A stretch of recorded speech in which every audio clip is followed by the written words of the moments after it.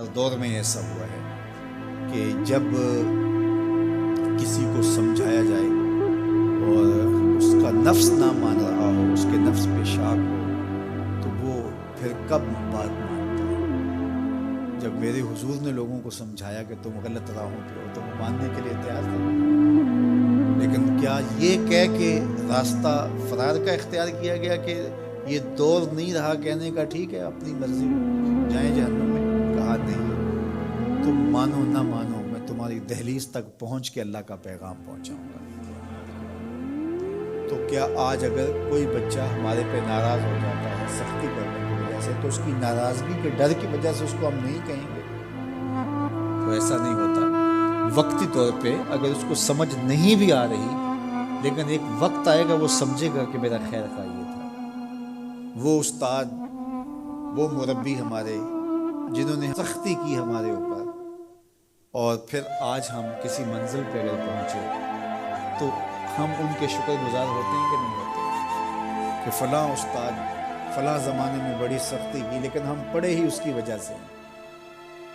तो माँ बाप सख्ती करता है, बचपने की उम्र, लड़कपन का ज़माना, तो औलाद को बाज़ का माँ बाप की बातें जो है वो अच्छी नहीं भी लगती, लेकिन माँ बाप का एक हया अदब होता है, वो कबूल तो उनको करना ही पड़ता है।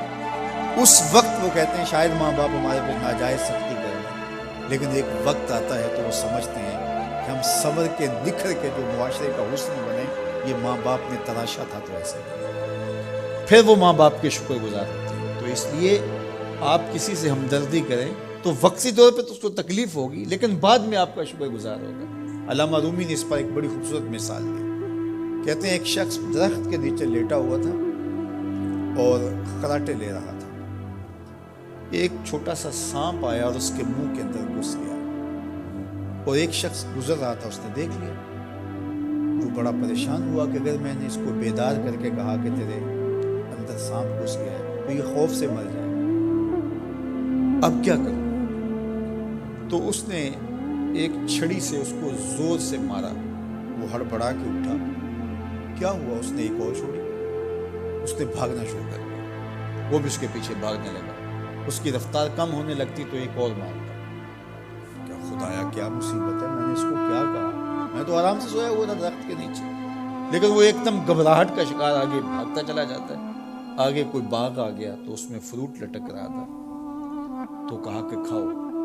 अजीब आदमी है, मारता है और कहता है खाओ। उसने खाया, कहा और खाओ।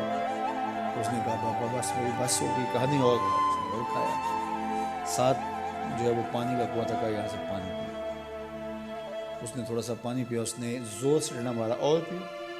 उसने और पी लिया। रूमी कहते हैं कि वो बंदा बड़ा हैरान कि अजीब मेरा दुश्मन है, कभी मारता है, कभी फल खिलाता है, कभी पानी पिलाता है। उसने कहा मेरे से और नहीं पिया जाता। उसने कहा पीता है कि नहीं, एक और छोड़। तो उसने और पानी पी लिया। कहा चलो धो। जब बंदे ने कुछ खाया हो ताज़ा ताज़ा और दौड़े तो फिर जो हालत होती है वो आपसे मख्फी नहीं है। तो फिर दौड़ने लगा। तो आगे जब गया तो कोई ठोकर लग गई। पानी पिया था भरपूर और फ्रूट खाया था, और पहले भी दौड़ भाग के आया था, अब भी दौड़ना शुरू कर दिया, और पीछे से जो है वो हाथ में डंडा पकड़ा। और वो रहमकारी नहीं रहा।